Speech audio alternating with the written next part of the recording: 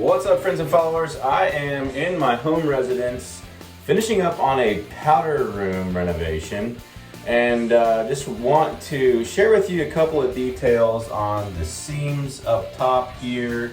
And then of course, as you are looking at sheetrock repairs, you know, there's always just something that stands out. When my wife and I travel, we see some of the most obnoxious hotel renovations where they definitely didn't pay for the right subcontractor to do the sheetrock work and didn't get a level 3, 4, or 5 finish. So let me flip the camera around here and share you what I'm looking at. So something that can often happen when the compound or any of the muds that they're going to use to finish this space are mixed together, they could get a lot of air when they are essentially spun. So you tend to get that air in the actual finished product. So you may have seen a lot of YouTubers or social media people dumping an entire, cup or two of Dawn dish detergent in their joint compound. So, or even their 45-minute hot mix, whatever it is that they're using. I've seen that done.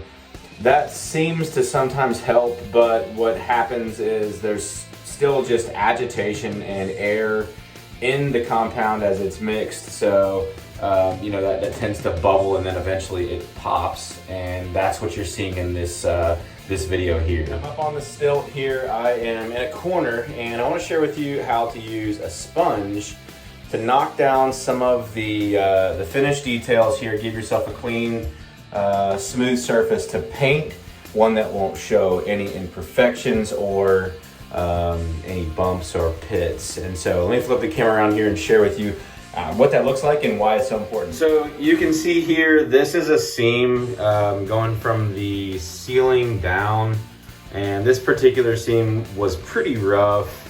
Blended out, the guys did a pretty good job. They came out about 12 inches or so, but in this case, after I ran the sponge over it, you can see these small pits. If I was to leave this and literally just go ahead and paint, you're gonna see all that in the paint. So that's why it's good to use a sponge. Obviously, the only thing I'm doing here is just a damp sponge. And in the case of like this section here, you can see it. However, over here, you may not see it as much. So as soon as I take that sponge and start wiping through some of this space, you're gonna start to see some of those pits come out. And there you can kind of see some of them up top.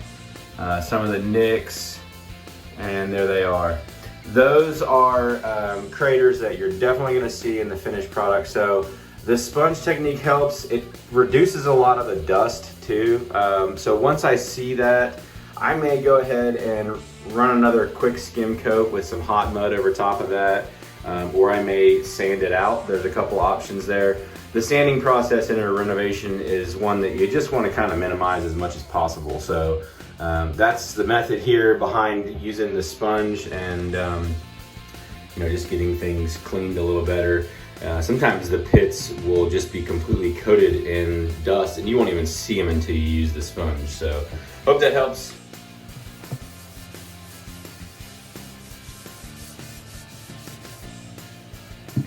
Don't forget to like, follow, and subscribe for more cool tips. Cheers.